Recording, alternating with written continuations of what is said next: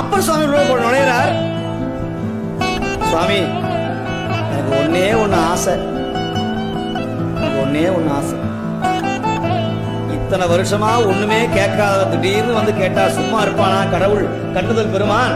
அப்பா அப்பா உனக்கு என்ன வேணும்? சுவாமி, என்னுடைய தோல்ல இடவக்குறியும் சூளக்குறியும் பொறித்து வை பெருமானே. அது இருந்தால் நான் உனக்கு என்றுமே அடிமையாக இருப்பேன். அந்த நிலையை எனக்கு கொடு அப்படின்னார். இவ்வளவுதானா உனக்கு அப்படின்னு யார் அங்கே பூதகணத்தை கூப்பிட்டார். 2 பூதகணம் வந்தது, கையில பச்சையோட வந்து, கையில ஆணையோட.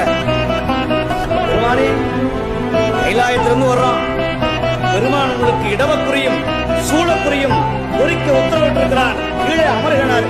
என்ன பாக்கியம், விந்தேன் அடியேன் அப்படின்னு கீழே உட்கார்ந்தார். அந்த பூதகணம் வலிக்காம அழகா இடவக்குறியும் சூளக்குறியும் பொறித்து விட்டது. அதை கண்டு ஆனந்தப்பட்டார் என்கிறார்.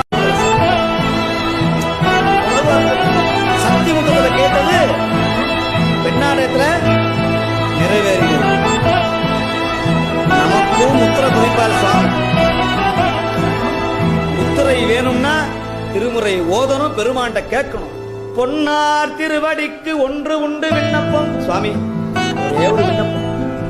என் ஆவி காப்பதற்கு இச்சை உண்டேன் இரும் குத்தகல பின்னாரும் மூவிலை சூலம் என்னேன் பொறி மேவு கொண்டல் துன்னார் கடந்தையுள் தூங்காடை மாட சுடற்கொழுந்தே